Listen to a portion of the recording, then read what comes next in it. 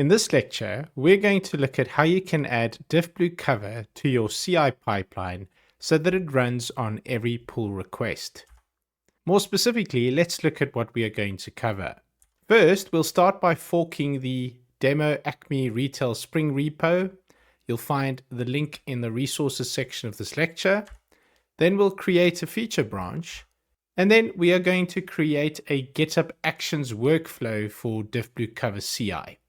Now, importantly, this lecture will be based on GitHub, but I'll also provide you with some useful links on how to set this up for GitLab, Azure pipelines, and other CI such as Jenkins. Then we'll create the required repo secrets for the GitHub action, and then we'll create a pull request to trigger the Diffblue cover CI GitHub action. And then also find useful links for the other CI options as mentioned.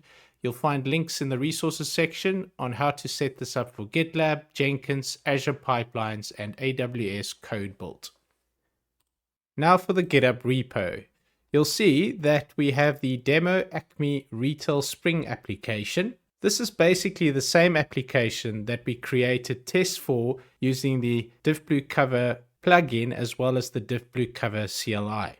Now, the first thing we need to do is to fork it. So go to fork and then create a new fork. And then you're going to choose yourself as the owner. So I've got my organization as the owner, and then I'm going to keep the name the same.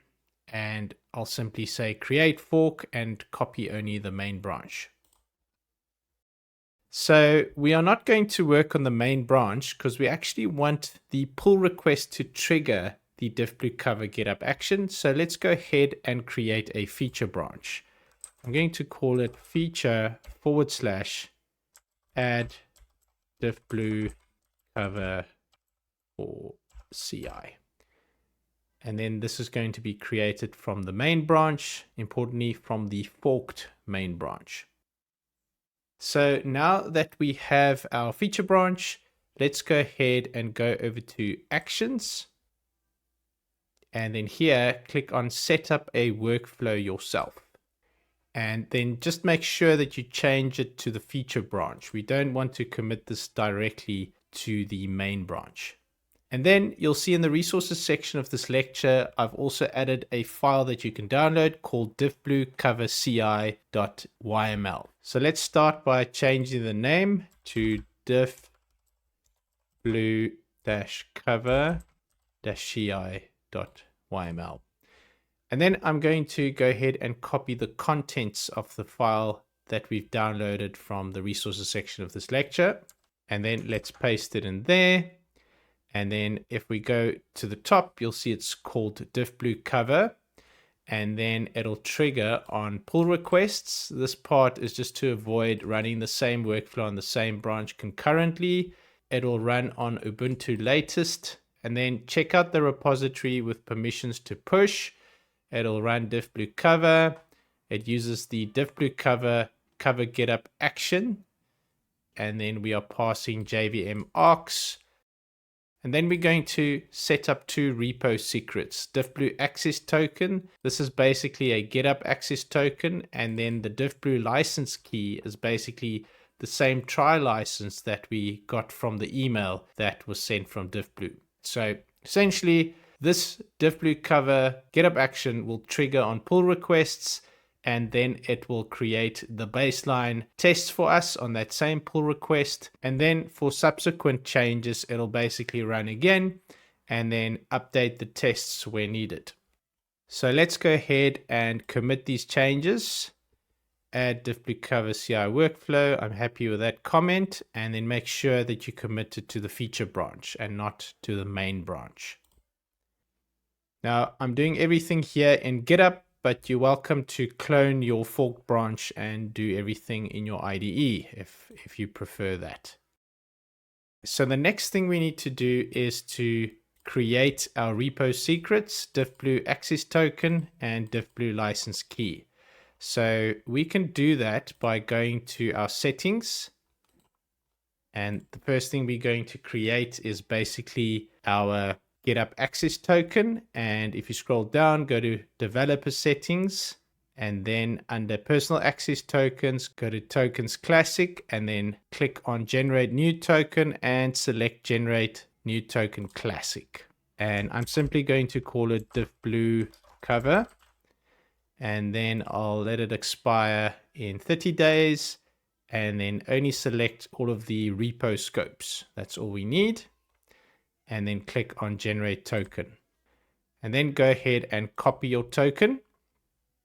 And then let's go back to our repo, and then under repo settings, I'm going to open this in a new tab. Then we can go down to secrets and variables. So again, this is repo settings, not your main settings over there. So repo settings, and then if you go down to secrets and variables under security and quality, select actions. And then the one we need is repo secrets. So let's say new repo secret. I'm going to paste my secret in there. This is the GitHub private access token. And then let's just go ahead and copy the exact secret name from our GitHub action workflow. So Diffblue access token. I missed the N, and add secret. And then we need to create another secret. Let's just go ahead and copy the name, Diffblue license key.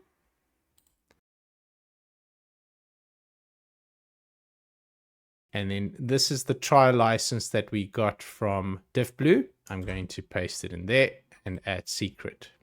So now we have the repo secrets that we need, the Diffblue access token, which is our GitHub token, and then the Diffblue license key, which is our trial license. So let's go back to our repo, and then we can go to pull requests.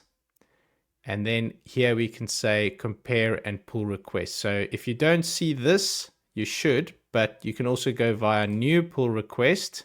And then importantly, select the feature branch on the right and say it's a pull request for merging this into the main branch, but don't select the base repository. Very important. Select your forked repository's main branch. So that'll be probably your private name or your company name, your organization name, and then the demo Acme Retail Spring. And then we can go ahead and create the PR. And here I'm going to say add Diffblue cover CI workflow and create baseline tests. So I'm just going to add this to the description. You can add a better description if you like. And let's go ahead and click on create pull request. Now it should kick off our Diffblue cover workflow just now. And then let's click on it. I'm going to open it up in another window. And here you can see that it's already set up the job. It's already completed build Diffblue cover and done the checkout. And it's already running the Diffblue cover step. And this is really the step where it's going to create our baseline tests. You'll basically see that it's doing the same, typically what you saw when we created tests with the Diffblue cover CLI. In fact, I'm sure that it uses the Diffblue cover CLI under the hood. So it's going to do the environment check now before it starts to create our tests. And here it says it's executing the create command. And if you remember, we used dcover create to create all of our tests for all of our classes. So again, it has no argument for a specific class. So it's going to create tests for all of our classes. So it found 33 callable methods and 6 classes.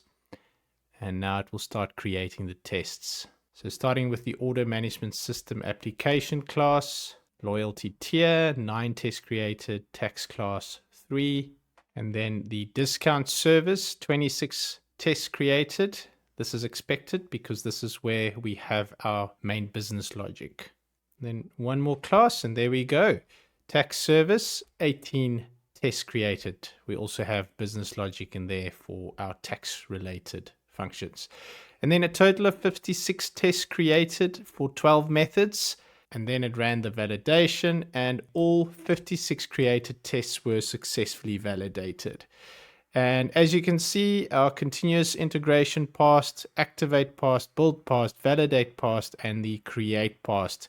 And on this, it actually created our baseline tests. So importantly, if we go back to our PR, you'll see that Diffblue cover created unit tests for the module order management system. And here is the actual commit. So if we open that, you'll see that it has now committed directly to this PR our different test classes. So importantly, we now want to go ahead and merge this PR, because the next thing we're going to test is to see if the Diffblue cover GitHub workflow can actually update our tests when we make changes to the code. So we can simply go ahead and merge the PR, and then the pull requests have been successfully merged and closed. And then if we go to our code, then in the main branch, you'll see that we now have both the GitHub workflow, and we also have our baseline tests, and we have some domain and enum tests, as well as our tests for our discount and tax services. Now we have seen how Diffblue cover can create baseline tests in CI. The next thing for us to test is to see if it can update tests if we make changes to our logic. So let's go to our code. Let's go to services and then the discount service. And we can make a small change. Let's make this higher. Let's change the max stack discount percentage to 45.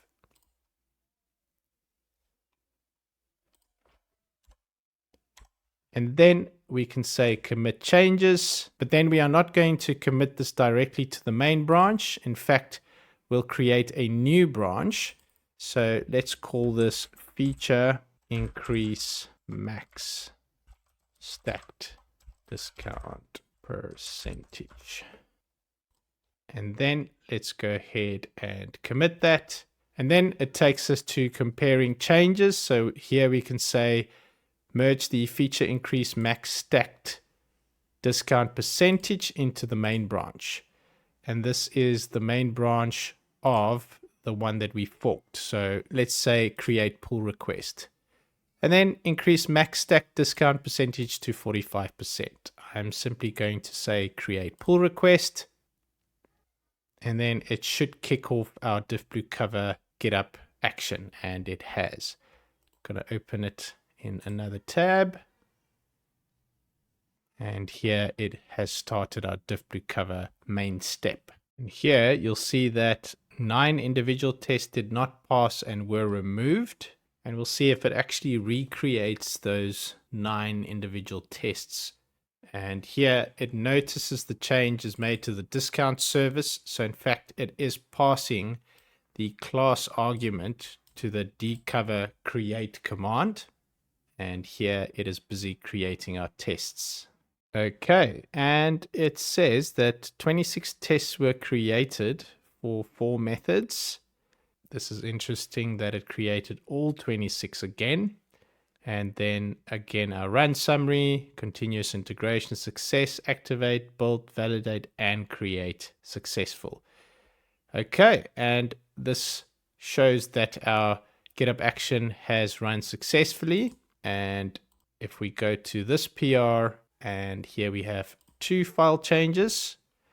The one is our change, and then you can see a lot of different tests were updated with the 45% as the max now. So a total of 1, 2, 3, 4, 5, 6, 7, 8, 9 tests. So remember, it actually deleted 9 tests that were failing. And after it has created the 26, it merged this and found that 9 tests had to be replaced.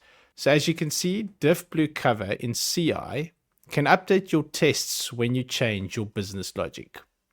So you've now seen the power of Diffblue cover in CI. Instead of trying to remember to update your unit tests when you change your logic, the Diffblue cover pipeline for CI can automatically update your tests when your business logic changes.